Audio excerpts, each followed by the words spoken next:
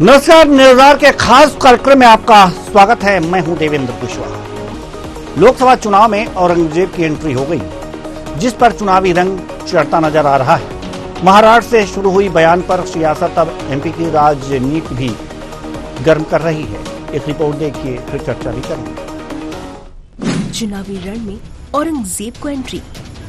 संजय राउत ने औरंगजेब से की मोदी की तुलना। बीजेपी का विपक्ष को करारा जवाब।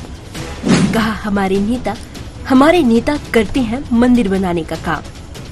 जवाब से बिलबिलाई कांग्रेस। कहा अडवाणी जी जिन्ना की मजार पर चढ़ाया था फूल। महाराष्ट्र में शिवसेना नेता संजय राउत ने मोदी की तुलना औरंगजेब से कर दी। संजय राउत ने कहा औरंगजेब का जन्म दोहात में हुआ था, जो नरेंद्र मोदी के बगल में एक गांव है। इसलिए औरंगजेब की मानसिकता गुजरात और दिल्ली से महाराष्ट्र की ओर बढ़ रही है। महाराष्ट्रात शिवाजी महाराज जन्माला आले आणि औरंगजेबाचा जन्म गुजरातमध्ये झाला।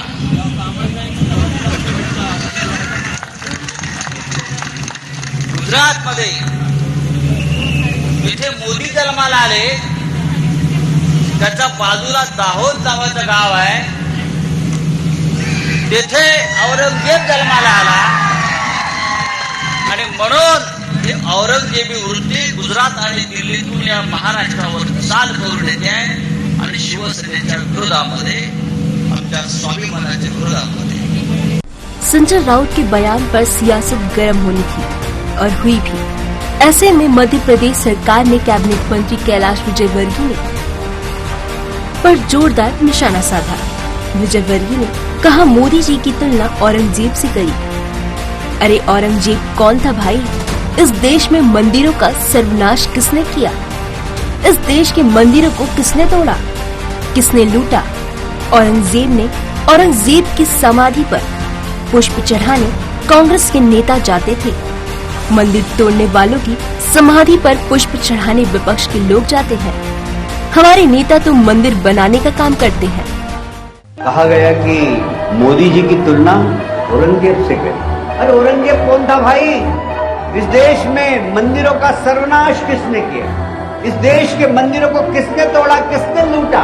औरंगजेब। औरंगजेब की समाधि पर पुष्प चढ़ाने कांग्रेस के नेता जाते हैं। मंदिर तोड़ने वालों की समाधि पर पुष्प चढ़ाने विपक्ष के लोग जाते हैं। हमारे नेता तो मंदिर बनाने का काम करते हैं। उनके आप औरंगजेब की तुलना करें। बात यहीं खत्म नहीं हुई। कैलाश विजयवर्गीय के जवाब से कांग्रेस को मिर्ची लगी। कांग्रेस प्रवक्ता आनंद जाट ने कहा अडवाणी के उस दिन की याद दिलाया जब अडवाणी ने पाकिस्तान में जिन्ना के मजार पर फूल चढ़ाया था। आनंद जाट का कहना है बीजेपी पर तंज कसते हुए कहा कि अडवाणी कांग्रेस के नेता नहीं थे जो जिन्ना के मजार पर फूल चढ़ाने गए थे। वे एमपी सरकार में मंत्री हैं, उन्हें विकास के कार्य पर ध्यान देना चाहिए। अडवाणी जी कांग्रेस में नहीं है और सबको याद है कि वो पाकिस्तान में जिन्ना की मजार पर सजदा करने गए थे। कैलाश विजयवर्गीय जी मध्य प्रदेश के मंत्री हैं और मध्य प्रदेश में जो विकास के काम हैं उन पर फोकस करें। जो मैनिफेस्टो उन्होंने दिया है उस पर फोकस करें। मध्य प्रदेश की जो नगरीय प्रशासन की व्यवस्था है उसको संभाले। इधर उधर की बात करने से क्या होगा? ये ध्यान भटकाने वाली राजनीति है। जनता को 2700 रुपए प्रति क्विंटल में गेहूं कब खरीदोगे, 450 का गैस का सिलेंडर कब दोगे, 2 लाख नौकरियां कब दोगे मध्य प्रदेश के युवाओं को, ये बताए ना। भारतीय जनता पार्टी ध्यान भटकाने की राजनीति कर रही है। तो भारतीय जनता पार्टी ध्यान भटकाने की राजनीति कर रही है, ऐसा कहना है कांग्रेस का। लेकिन अब भारत की राजनीति में, यानी कि लोकसभा चुनाव 2024 में औरंगजेब की एंट्री हो गई। अब इस औरंगजेब की एंट्री किसको लाभ पहुंचाने वाली है और किसको हानि, इस पर भी चर्चा करेंगे। तो चर्चा के लिए हमारे साथ जो मेहमान जुड़े हुए हैं उनसे आपका परिचय कराएं। योगेश गुप्ता, नेता बीजेपी, राम पांडे जी, प्रवक्ता कांग्रेस, आदित्य नारायण उपाध्याय, वरिष्ठ पत्रकार, तीनों मेहमानों का बहुत बहुत स्वागत है हमारे इस कार्यक्रम में। चर्चा की शुरुआत करेंगे राम पांडे जी, प्रवक्ता कांग्रेस। विकास की बात, मैनिफेस्टो की बात तो वास्तव में होनी चाहिए। कांग्रेस का यह पक्ष वास्तव में सही है, और लेकिन एक चीज जो इस समय चल रही है कि प्रधानमंत्री की तुलना औरंगजेब से करना भी सही नहीं है। क्या लगता है आपको? देखिए, हम तो काफी समय से कह रहे हैं कि अंत में भारतीय जनता पार्टी चुनाव को हिंदू मुस्लिम पर ले जाएगी जी। क्योंकि भारतीय जनता पार्टी चाहे विधानसभा का चुनाव हो, लोकसभा का हो, नगरीय निकाय का हो, पंच का हो, सरपंच का हो, उसको पता है कि यदि हिंदू मुस्लिम नहीं किया तो भारतीय जनता पार्टी की जमानत सरपंच से लेकर प्रधानमंत्री तक जब्त हो जाएगी। तो उसको तो लाना ही था। अब ये बात किसने कही है? संजय राउत ने। ठीक है, कैलाश विजयवर्गीय ने जवाब दिया, अच्छी बात है, लेकिन सोनिया गांधी जी, राहुल गांधी जी और आदरणीय खड़गे जी कोई छोटे नेता तो नहीं है। उन्होंने इलेक्टोरल बॉन्ड पर सवाल उठाए, उन्होंने कांग्रेस के खाते फ्रीज हो गए, उस पर सवाल उठाए। जयराम रमेश रोज प्रेस कॉन्फ्रेंस कर रहे हैं कि जो भ्रष्ट कंपनियां हैं जिन पर ईडी के छापे पड़ चुके हैं, ईडी के छापे पड़ने वाले हैं, ईडी की कार्रवाई हो रही है, उन सबसे भारतीय जनता पार्टी द्वारा वसूली की जा रही है। तो कैलाश विजयवर्गीय जी उस पर जवाब क्यों नहीं दे रहे हैं? और सबसे बड़ी बात तो ये है कि जो कैलाश विजयवर्गीय जी के मन की बात है वो संजय राउत ने बोल दी। यदि संजय राउत की बात सच नहीं होती तो हो सकता है मध्य प्रदेश के मुख्यमंत्री कैलाश विजयवर्गीय जी होते। कैलाश विजयवर्गीय जी में किस योग्यता की कमी थी? अनुभव था, सब कुछ था, मुख्यमंत्री हो सकते थे ना। शिवराज सिंह जी में क्या कमी थी? 3 बार के मुख्यमंत्री थे, उनको क्यों हटा दिया गया? भाई औरंगजेब भी क्या करता था? वो हिंदू मुसलमानों का दुश्मन नहीं था, वो सबका था। उसने अपने पिता को जेल में डाल दिया था, उसने अपने भाइयों की हत्या कर दी थी। पिता तो मुसलमान थे ना, भाई तो मुसलमान थे ना। उसने सत्ता के लिए किसी को नहीं छोड़ा, उसने जजिया कर लागू किया ना। तो ये भी क्या कर रहे हैं ईडी के माध्यम से? जितनी भी कंपनियां हैं 99% उनके ओनर हिंदू हैं। तो जजिया कर जैसे औरंगजेब लगाता था वैसे ही तो अभी हिंदुओं को ईडी के माध्यम से परेशान किया जा रहा है। केजरीवाल कौन है? हिंदू है ना। हेमंत सोरेन कौन है? हिंदू है ना। जब आचार संहिता लग चुकी है, प्रचार चल रहा है, तो क्या हिंदुओं के को जेल में डालना चाहिए? कांग्रेस पार्टी है, आदरणीय मल्लिकार्जुन खड़गे कौन है? हिंदू है ना, कांग्रेस पार्टी के अध्यक्ष है, उनका खाता सील कर दिया। यदि आपका, आपके परिवार का यदि खाता सील कर दिया जाए, आपकी तनख्वाह जा रही है, आपके अकाउंट में एटीएम आपका छिना लिया जाए, तो आपका परिवार कैसे चलेगा? क्या ये चुनाव फेयर हो रहा है क्या? मतलब एक पार्टी के पास 1 रुपया खर्च करने को नहीं है और दूसरी पार्टी के पास हजारों करोड़ों रुपया नंबर 1 और नंबर 2 और नंबर 3 और नंबर 4 का है। तो ये इस तरह के काम कौन करता है कि अपनों को भी नहीं छोड़ता है, गैरों को भी नहीं छोड़ता है। तो ये उस मानसिकता के लिए कहा गया है। यदि किसी को रावण बोल दिया जाता है तो ये नहीं होता है रावण हो गया, मतलब कहीं ना कहीं वो रावण के पद चिन्हों पर चल रहा है। किसी को औरंगजेब बोल दिया गया तो ये नहीं है कि वो औरंगजेब हो गया, आप उसके पद चिन्हों पर चल रहे हैं। आज भारतीय जनता पार्टी को खत्म कौन कर रहा है? भारतीय जनता पार्टी में कोई नेता क्यों नहीं बचा है? आज कैलाश विजयवर्गीय जी में क्या कमी थी? उनको इंदौर से टिकट क्यों नहीं दिया गया? इंदौर से सांसद का टिकट दिया जाता और अमित शाह से ज्यादा योग्य थे। केंद्रीय में गृह मंत्री, उनको बनाया जा सकता था। ठीक है। तो उनका जो दर्द है अपनी पार्टी में तो डर के मारे कह नहीं सकते। मोदी जी के आगे तो डर है, औरंगजेब के आगे तो डर है, तो डर के विरोध में तो कुछ बोला नहीं जा सकता है। डर को बर्दाश्त किया जा सकता है। हम उम्मीद करें योगेश जी, आपको गृह मंत्री नहीं बना रहा है, आपको मुख्यमंत्री नहीं बना रहा है, राम पांडे जी आप उसके समर्थन में बोल रहे हैं, तो कहीं ना कहीं ये डर है ना आपका। जी राम पांडे जी, इसका मतलब अगर जो सवाल का जवाब योगेश गुप्ता जी देंगे तो डर के देंगे? जी, अब मैं कहूँ तो उनके बारे में भी बता दूं मैं। जी बता दीजिए, उसके बाद हम आएंगे योगेश जी। पहले हमारी पार्टी में थे, सत्य बोलते थे, नरेंद्र मोदी को तानाशाह बोलते थे, नरेंद्र मोदी को चोर बोलते थे, नरेंद्र मोदी को कहते थे देश बर्बाद कर दिया, नरेंद्र मोदी झूठा है, काला धन नहीं लेकर आया, नरेंद्र मोदी झूठ बोलते हैं, इनके पुराने वीडियो निकाल कर देख लीजिए आप अपने चैनल पर ही। अब चूंकि भारतीय जनता पार्टी में चले गए तो आप जितना झूठ बोलेंगे अब उनके झूठ की शुरुआत होती है। अब आप उनसे पूछेंगे तो झूठ के अलावा कुछ योगेश गुप्ता जी, योगेश गुप्ता सवाल जी पूछिए आप जी, योगेश गुप्ता जी अब जवाब दीजिए। औरंगजेब क्यों कहा गया मोदी जी को? आप राम पांडे जी ने इस बात को बता दिया। अब आप बताइए। पांडे जी को मैंने बड़ा धैर्यपूर्वक सुना है और इतना समय आपने दिया है, अपेक्षा रखता हूं कि आप करेंगे नहीं। जी जी देवेंद्र जी, देखिए विश्व के लोकप्रिय नेता और भारत के सर्वाधिक लोकप्रिय नेता यशस्वी प्रधानमंत्री माननीय नरेंद्र मोदी जी, उनके बारे में इस प्रकार की अनर्गल टिप्पणी बेहद निंदनीय है। और जब जब उनके बारे में अमर्यादित भाषा का प्रयोग विपक्षी नेताओं ने किया है, चाहे वो 2014 का लोकसभा चुनाव हो या 2019 का लोकसभा चुनाव हो या 2024 का आगामी चुनाव, निश्चित रूप से जनता ने माननीय मोदी जी के नेतृत्व में विश्वास जताते हुए और इन अमर्यादित भाषा बोलने वालों को कड़ा दंड दिया है। न्याय और अन्याय की बात करी मेरे मित्र राम पांडे ने। न्याय और अन्याय का फैसला दो ही लोग करते हैं, एक भारत की सर्वोच्च हमारी न्यायिक अदालत है, दूसरा जनतंत्र लोकतंत्र में जनता जनार्दन। और निश्चित रूप से पिछले 10 वर्षों से ये दोनों तंत्र बखूबी न्याय करते आ रहे हैं। वो अलग बात है कि कांग्रेस पार्टी का भारत की संवैधानिक संस्थाओं पर सीबीआई, ईडी, आईटी या हमारा सर्वोच्च न्यायालय या चुनाव आयोग, इन पर भरोसा कभी होता है कभी नहीं होता है। जब इनके पक्ष में फैसला होता है तो ये बोलते हैं कि न्याय की जीत हो गई, जैसे चंडीगढ़ का उदाहरण।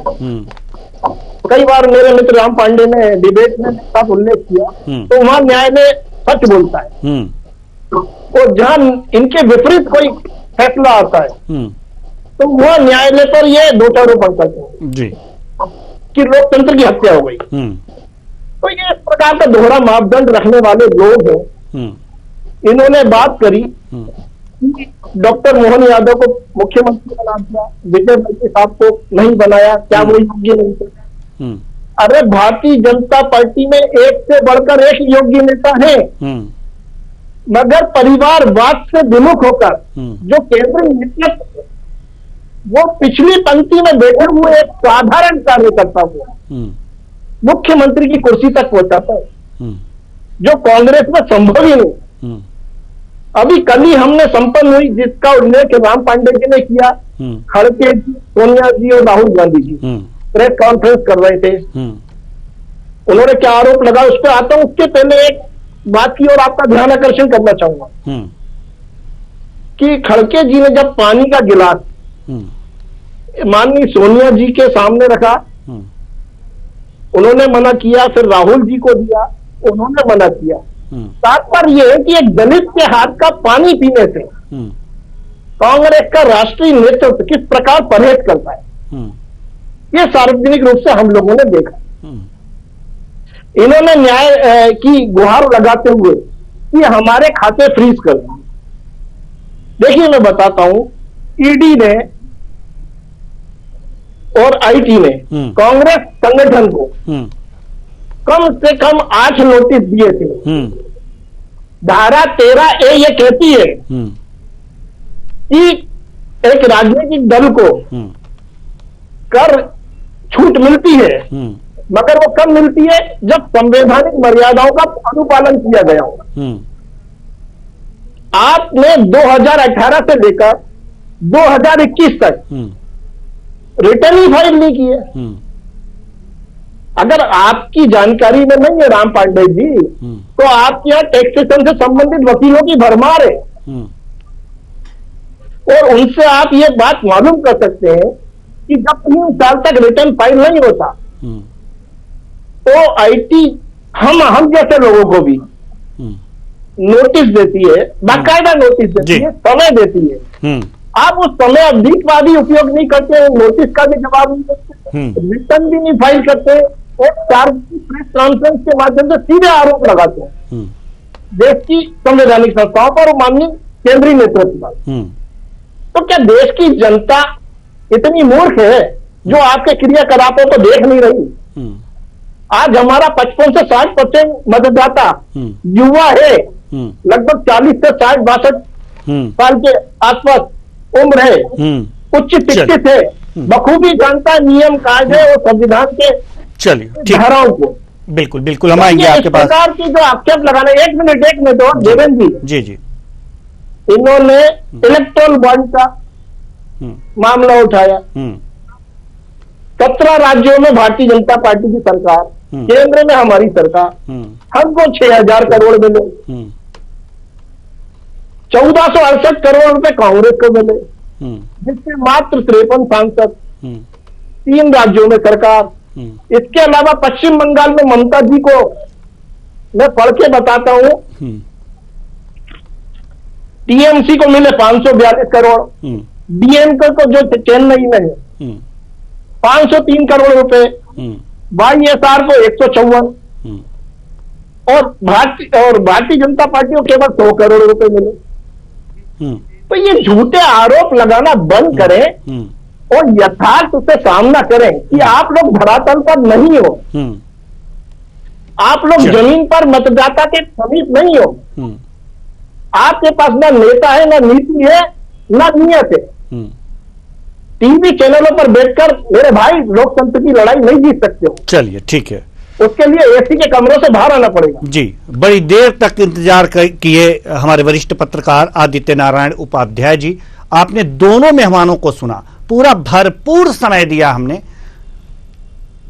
मामला जो है किसी नेता को या फिर प्रधानमंत्री को किसी ऐसे आतताई से तुलना करने की है।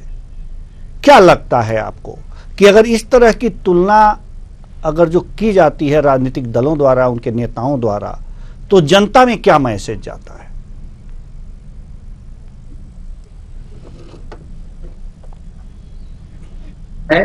इस तरीके से नहीं की जाना चाहिए।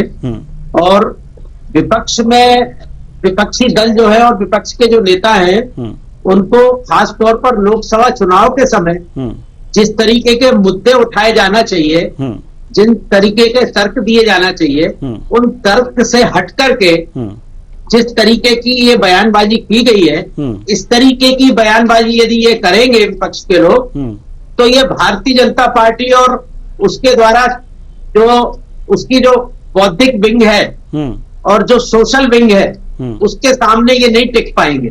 ये हमेशा इस तरीके से हारते रहे हैं। ये हमेशा वो हथियार चलाने की कोशिश कर रहे हैं जिसके महारथी हैं भारतीय जनता पार्टी के लोग।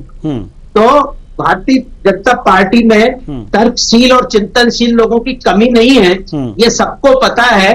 और इसलिए कम से कम विपक्ष को इस बात का विशेष ध्यान रखना चाहिए कि चुनाव के टाइम किन मुद्दों को सामने लाने की जरूरत है।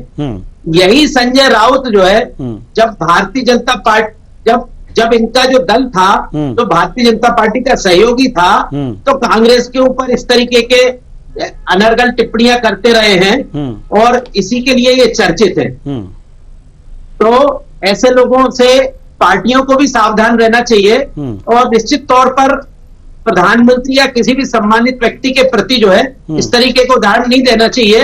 हालांकि ये भी बात सबको पता है कि जब नरेंद्र मोदी और उनकी टीम सत्ता में आई तो खुद भारतीय जनता पार्टी के जो बहुत वरिष्ठ नेता लोग थे, अडवाणी जैसे, वो उन लोगों को जो है सलाहकार समिति में भेज दिया गया था। इस बात से हो सकता है इनको ये शाहजहां की वो वाली बात याद आई हो कि उन्होंने अपने पिता को 8 साल जेल में आगरा के उसमें कैद कर दिया था और अपने बेटे सुल्तान को भी खत्म करा दिया था।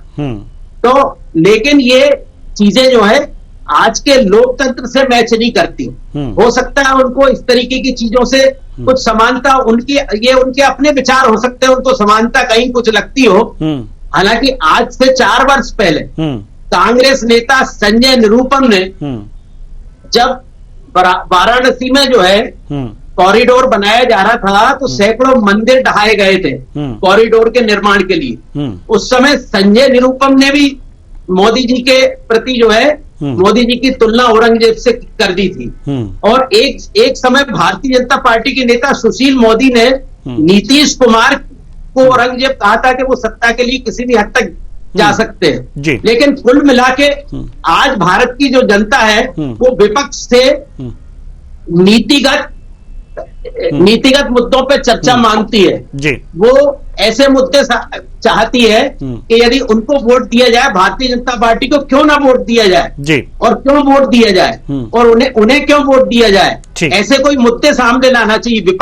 विपक्ष के नेताओं की सबसे ज्यादा उनसे अपेक्षा रखी जाती है कि वो सरकार के कार्यों में कमी सामने लाने की कोशिश करें और वो खुद आगे जाके उन्होंने जब सत्ता में थे तब क्या काम किए और आगे जाके क्या काम करने वाले हैं, क्या नीतिगत परिवर्तन ला सकते हैं या इस सरकार ने क्या ऐसे नीतिगत परिवर्तन लाए जिसके कारण देश का लोकतंत्र यदि प्रभावित हुआ तो इन सब मुद्दों को सामने लाने की कोशिश करना चाहिए। बिल्कुल बिल्कुल बिल्कुल बिल्कुल जी। राम पांडे जी, हम आपके पास आएंगे, कम समय है इसलिए जल्दी से इसका जवाब चाहेंगे कि जब, जैसा कि अभी योगेश जी ने भी कहा और हमारे वरिष्ठ पत्रकार महोदय ने भी कहा कि कुछ ऐसी बातें सामने आती हैं, कुछ ऐसे उदाहरण दे दिए जाते हैं जिसका बीजेपी बहुत ही संजीदगी से उसका उपयोग चुनाव में करती है और उसको लाभ में कन्वर्ट कर लेती है। तो चुनाव के समय इस तरह के बयान आते ही क्यों हैं, दिए ही क्यों जाते हैं आप लोगों के द्वारा, विपक्ष के द्वारा? चुनाव के बाद दे लेते आप। बात है जी जी जी जी। विपक्ष कह रहा है कि मोदी जी जब मध्य प्रदेश आए थे उन्होंने कहा था 450 का सिलेंडर देंगे और इस बात को मैं 1000 बार बोल चुका हूं, हमारे नेता लाखों बार बोल चुके हैं। तो पता नहीं वो बात उपाध्याय जी को क्यों नहीं पता है कि मोदी जी 450 का सिलेंडर बोल के गए थे और पूरा विपक्ष इस बात को उठा रहा है। बिल्कुल, तो जवाब देना भी चाहते हैं। 450 रुपए में 44 लाख बहनों को मध्य प्रदेश में उज्ज्वला गैस कनेक्शन योजना के अंतर्गत इतनी अच्छी सिलेंडर दिए जा रहे हैं। राम भाई, ये बंद करता हूँ फिर मैं तथ्यात्मक बात करो, उसमें 269 करोड़ रुपए सब्सिडी डायरेक्ट उनके खाते में डाली गई। अच्छा चल रहा था और ये इन्होंने पूरी नौटंकी कर दी। ठीक है, हमारे पास समय भी नहीं है, हमारे पास समय भी नहीं है, हमारे पास समय भी नहीं है, 3 मिनट समय है पूरी डिबेट की सत्यानाश जी। हमारे पास 3 मिनट और समय है। राम पांडे जी अपनी बात रखिए, डिबेट का सत्यानाश कर दिया, कमाड़ा कर दिया जी। ठीक है राम पांडे जी अपनी बात रखिए, 3 मिनट कि विपक्ष की बात जनता तक ढंग से पहुंचे जी। मतलब आपकी हिम्मत ही नहीं होती है, ये औरंगजेब शासन नहीं है तो क्या है कि बीजेपी वाला प्रवक्ता बोल रहा है आप उनको टोक नहीं रहे। जब अच्छी डिबेट चल रही है, एक से सब लोग आप अपनी बात रखिए। राम पांडे जी, मात्र 3 मिनट का समय है, आप अपनी बात रखिए। ठीक, अरे तो मैंने केवल आपकी बात का जवाब दिया है। योगेश गुप्ता जी, हम आएंगे आपके पास, हम आपके पास आएंगे। डिबेट बकवास हो जाए, बर्बाद हो जाए। चलिए राम पांडे जी अपनी बात। मैंने आपको 20-25 मिनट तक सुना यार, मैं जो था ऐसी कैसे बात कर रहे हो आप? मीडिया वाले चाहते नहीं हो 20-22 मिनट तक मैंने बिल्कुल नहीं। ये आरोप कह रहा हूँ 450 का सिलेंडर मोदी ने कहा, 2700 का गेहूं मोदी ने कहा, 3100 का धान में मोदी ने कहा। जब मोदी इतना झूठ बोलते हैं आप सुनना नहीं चाहते हैं, वहां बीजेपी प्रवक्ता को जगह दे देते हैं कि ये बात को काटे और जो मोदी जी जो झूठ बोलते हैं वो जनता तक ना पहुंचे। चलिए जवाब दीजिए। सारे चैनल का यही हाल है। देखिए देवेंद्र जी, अब जवाब सुन लीजिए, समय नहीं है। राम पांडे जी आपको पूरा मौका दिया गया था। राम पांडे जी आपको पूरा मौका दिया गया था। योगेश गुप्ता जी अब समय, 250 का जो समर्थन मूल्य की बात है वो पूरे 5 साल के लिए है ना। 5 साल के अंदर हमने बोला था आपकी तरह 971 वकीलों का पुलिंदा मध्य प्रदेश की जनता के सामने नहीं रखा। हमने 2400 रुपए समर्थन मूल्य दे दिया है किसानों को, 2275 प्लस 125। अब आप डिबेट खराब कर रहे हैं, अभी आप मर्यादा का पालन दे रहे थे, अब आप सुनने की क्षमता नहीं रखते। सच सुनने आप चाहते ही नहीं है, झूठ परोस के डिबेट से भागना कांग्रेसियों की आदत है। ये ऐसी बकवास तो निश्चित रूप से माननीय मोदी जी के नेतृत्व में मध्य चलिए हमारे पास समय बिल्कुल नहीं है, और तीनों मेहमानों का आप आए और अपने अपने विचार साझा किए, बहुत बहुत धन्यवाद। तो कुल मिलाकर के देखा जा सकता है कि औरंगजेब की एंट्री, चुनावी संग्राम में औरंगजेब की एंट्री हो गई। हालांकि विपक्ष ऐसे समय इस तरह के मुद्दे, इस तरह की बातें कर देता है जिसका पूरा लाभ बीजेपी उठा लेती है। वास्तव में बीजेपी विपक्ष के इन्हीं सब बयानों का लाभ लेती है। विपक्ष को इस बात को समझना चाहिए और बहुत ही सोच समझ करके कोई बात बोलनी नहीं चाहिए। वास्तव में क्या मुद्दे उठाने चाहिए, क्या जनता किस चीज से परेशान है, ये मुद्दे उठाने चाहिए, न कि किसी पर व्यक्तिगत आक्षेप करना चाहिए। इसी आशा के साथ फिलहाल इस कार्यक्रम में इतना ही। मुझे दीजिए इजाजत। नमस्कार।